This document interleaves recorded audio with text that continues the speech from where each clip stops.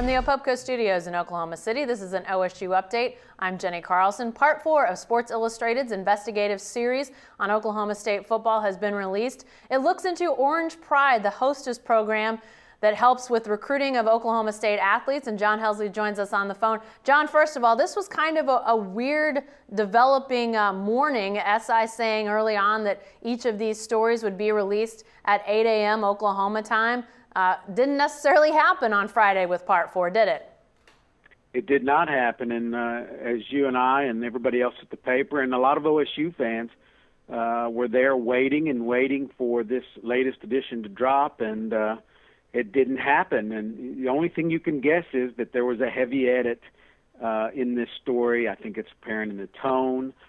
There's really not a lot of teeth in this story, so I don't know what happened. I can't begin to guess at that, other than they backed off a little bit.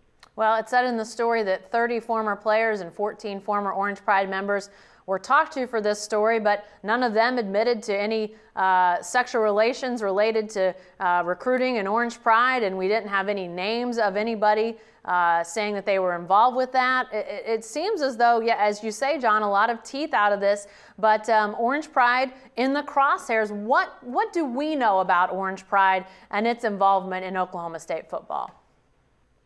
It's a group of young ladies who basically are there during recruiting visits to, they greet parents and recruits as they're in for their visits. They help show them around campus. They actually give them a walking tour of the campus. They answer questions. On non-recruiting days, they will work in the football office some, writing letters and doing some various things like that. They decorate the locker room and the coaches' offices. Just some fun things, spirit-type activities. And you had a chance to talk to some players and some others about Orange Pride. What can we expect to see in your story in the Oklahoman and on News OK on Saturday? Talked to several players, and the thing that I took from those conversations was the great respect that the players have for these young ladies for committing their time, their efforts. They all said that they were really great boosters of the program as well. They were there following a win or a loss with a smile. I do have an interview planned with Lindsay Friedenberg, a former Orange Pride gal, who wants to tell what she says, the truth of this program, and so that'll be interesting, and that'll be in the paper in the morning and online later, I'm sure.